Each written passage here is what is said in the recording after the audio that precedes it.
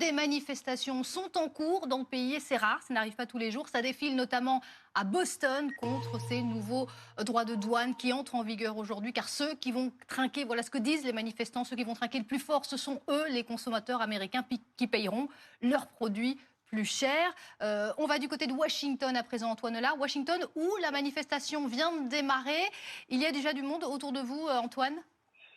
Oui, il y a du monde. Les organisateurs annoncent 20 000 personnes. Alors, on est loin des grandes manifestations qui avaient marqué le premier mandat de Donald Trump et qui avaient secoué la capitale américaine, mais tout de même, 20 000 personnes, c'est pas mal. Des manifestations, qu'il faut bien le préciser, est prévues de longue date avant l'annonce des taxes douanières par Donald Trump.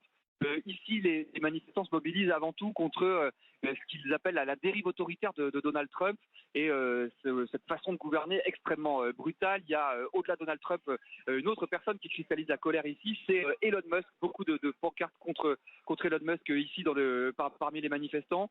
Musk, qui vous le savez, taille à la hache dans les dépenses du gouvernement, dans l'administration. Il y a beaucoup de fonctionnaires à Washington, donc les gens sont vraiment touchés directement par ce qui se passe.